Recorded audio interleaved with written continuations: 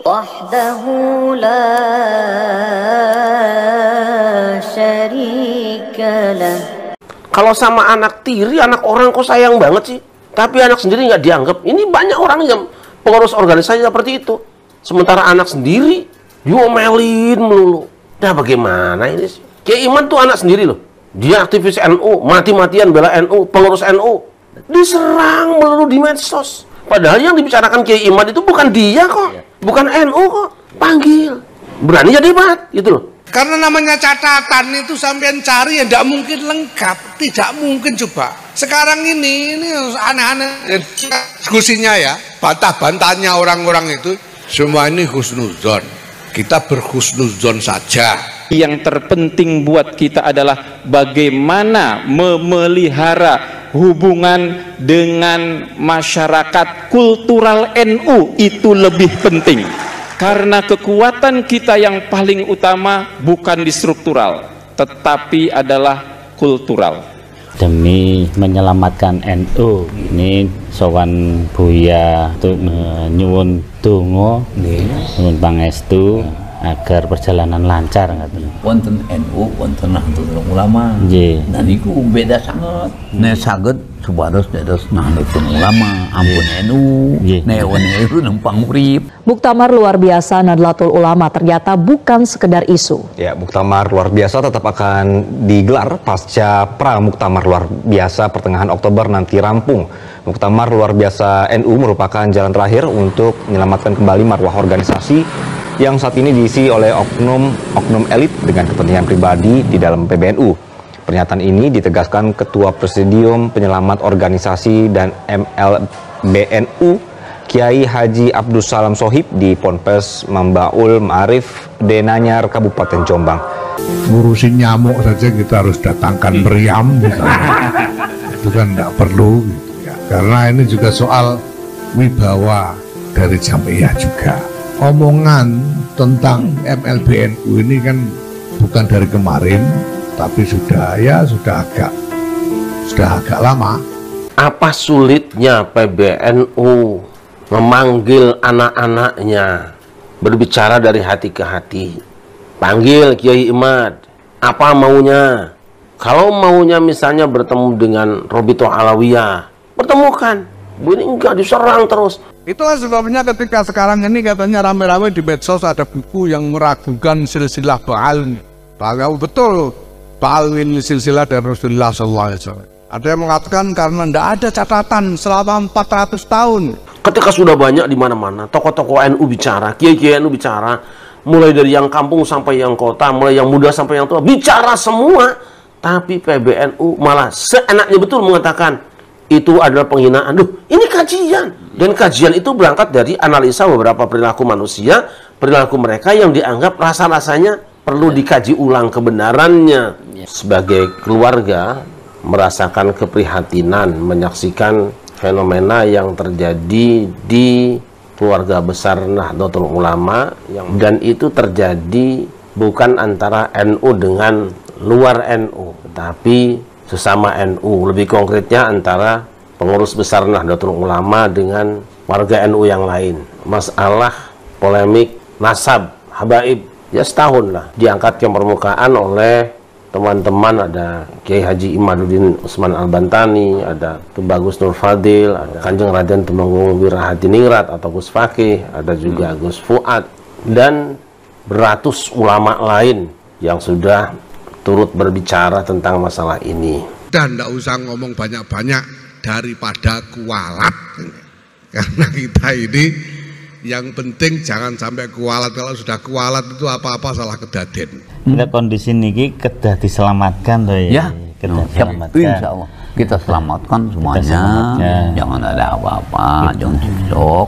Nanti pelan-pelan nanti insya Allah tahu perbedaan. Iya tuh. Ayam negeri dengan ayam kampung beda kan?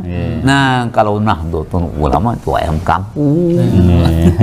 Saking gembira dan bahagianya kita sampai terharu atas doa, restu dan dukungan ulama besar kita, Paku Bumi Nusantara dan Mufti Madzhab Syafi'i, yakni Abuya Muhtadi Dimyati Cidahu. Doa dan dukungan beliau ini merupakan support penuh untuk organisasi perjuangan Wali Songo Indonesia dan Laskar Sabilillah yang dipimpin oleh Syarif Abbas atau Kiai Haji Muhammad Abbas bin Yakhsi Al-Husaini yang merupakan panglima tertinggi Laskar Sabilillah, dan beliau berjumpa langsung dengan Abuya untuk menerima dukungan ini. Termasuk juga yang terpenting ini merupakan dukungan terhadap kajian Kiai Haji Imaduddin Utsman Al-Bantani yang menegaskan bahwasanya nasab Bani Ba'alwi yang disambungkan kepada Rasulullah Sallallahu Alaihi Wasallam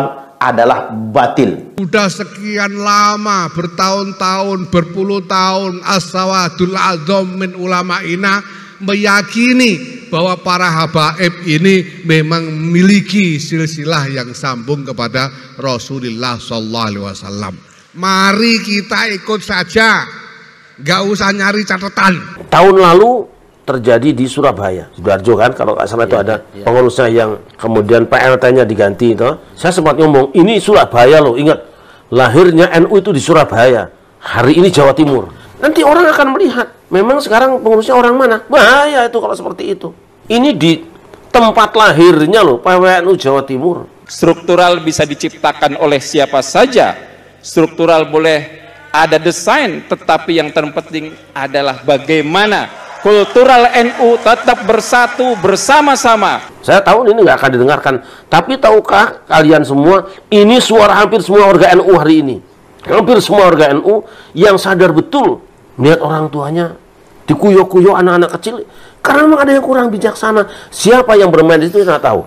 Bukti-bukti barokah dari zuriyah Ba'alwi. Semuanya merasakan barokahnya Sulam Safira. Kita merasakan sendiri barokahnya. Artinya NU ini harus diubah menjadi Nahdlatul Ulama kembali karena itu mah punya Kiai Hasyim Asy'ari itu mah. Jadi sangat disayangkan dua masalah ini. Saya lihat PBNU kurang respon dan terkesan punya keinginan sendiri yang tentu saja keinginan tadi tidak selalu disepakati oleh anak-anaknya ya. Sebenarnya masalahnya gampang cepat diselesaikan jika sebagai orang tua PBNU itu menyadari bahwa rakyat ini sudah terbagi atau rakyat ini sudah menanti sejak lama, kenapa tidak sejak awal gitu loh. Kalau dari awal bikin pernyataan, diundang semuanya kumpul, kemudian bertindak secara adil, selesai. Mengapa saya katakan bahwa ini juga menyangkut berkenaan dengan masalah nasab, polemik nasab. Itu pula yang dilakukan PBNU. Ketika umat sudah mulai menganalisa, mengkaji tentang nasab Ba'alawi atau Habaib, timbul polemik. Di beberapa tempat sudah ada diskusi kecil-kecil. Sejak awal saya sudah minta teman-teman PBNU, undanglah Kiai Iman, undanglah Rabi'ah Alawiyah, diskusi di depan PBNU kan bermartabat. Jangan bocor keluar. Sekarang sudah kemana-mana, orang awam sudah bicara. Apa pantas sekarang seorang Rois Am, ya kan, dikritisi oleh anak-anak muda NU? Ya. Yang itu adalah su'ul adab loh. Aslinya su'ul adab. Ya. Santri tidak pantas mengkritisi ulama. Tetapi ada kekecewaan yang sangat berat di hatinya. Mereka terpaksa menghilangkan adabnya karena ada sesuatu yang sangat mendesak. Masyarakat sudah bergolak di mana-mana. Dan kalau ini dibiarkan, besar masalahnya. Maka berulang kali saya katakan, cepatlah PBNU, jangan ngomong malah menyerang Kiai Imad. Tidak bijak dong itu namanya. Ya. Dulu ketika kasus siapa namanya? Gus Muafik. Ya. Gus Muafik bicara tentang Nabi itu berebes. Itu betul, ya. Ada hadisnya kok. Ya. Itu benar. Ya. Diserang orang, menghina Nabi. PBNU bukannya membela anaknya. Atau paling nggak panggillah, nasihati jangan begitu lagi. Ya. Ini tidak. Cenderung menyalahkan. Nah ini kita tersinggung toh. Anak muda, generasi muda NU yang bicara benar disalahkan. Iya. Kok malah orang tuanya ibaratnya gini, dipukul sama orang lain, diinjak juga sama orang tuanya.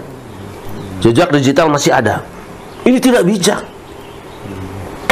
Nah hari ini ketika sudah banyak di mana-mana tokoh-tokoh NU bicara, kiai-kiai NU bicara, mulai dari yang kampung sampai yang kota, mulai yang muda sampai yang tua, bicara semua.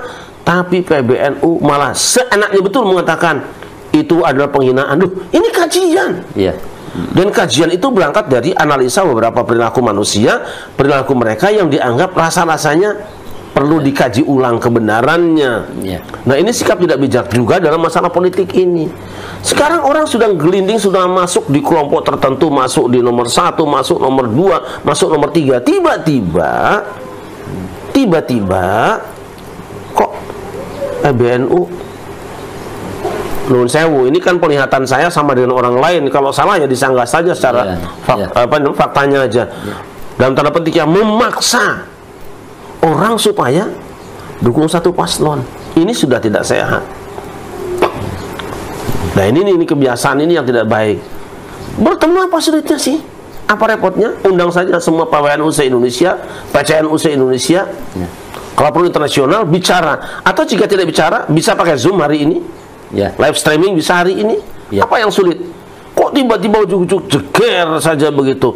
Loh, jangan lupa ini apa namanya? Mohon maaf ya. Saya bahasanya apa sih ya? Kericuhan nggak bagus.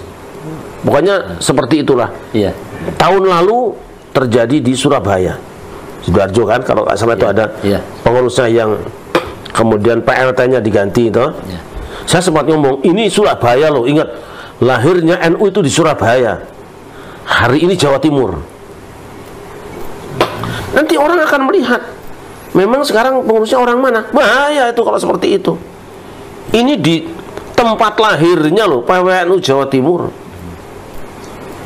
Maka saya melihat ada sesuatu yang berat akan disikapi hari ini. Karena apa? Sudah terlanjur mencuat. Itu loh.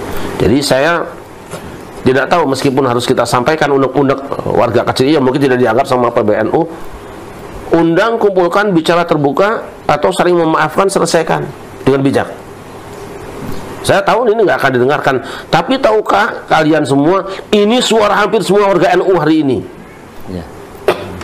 Hampir semua warga NU yang sadar betul melihat orang tuanya dikuyok-kuyok anak-anak kecil, karena memang ada yang kurang bijaksana. Siapa yang bermain itu tidak tahu.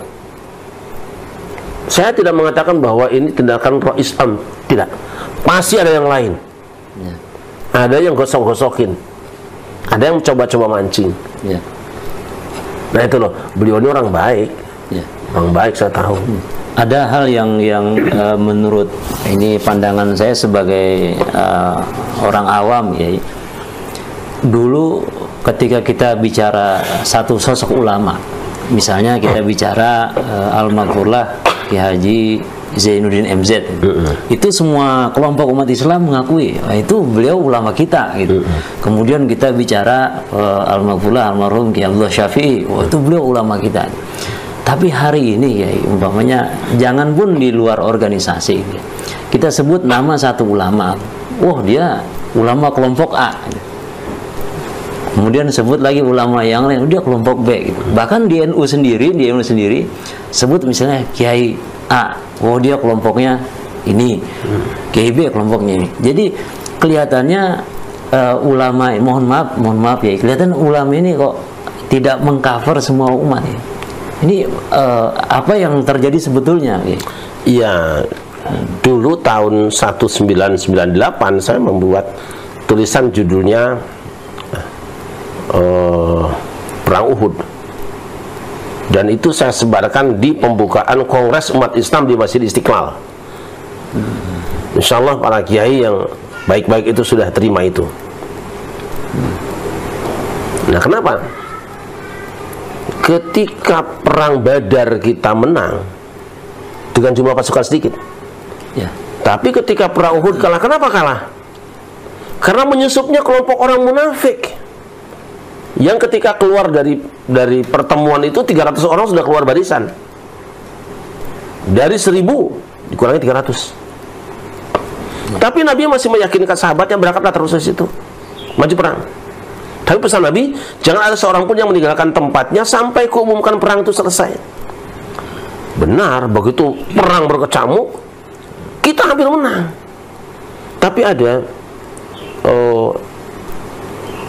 panglima perang Golkurlah, golongan kafir Quraisy, Itu Khalid bin Walid itu kan, dia pintar, dia tarik pasukannya mundur dulu dan meninggalkan harta rampasan perang di tengah medan pertempuran. Otomatis umat Islam yang di depan kan dapat itu, yang di belakang mengira bahwa itu sudah selesai perang, rebutan juga tabrakan satu dengan yang lain. Saat itulah umat Islam kalah.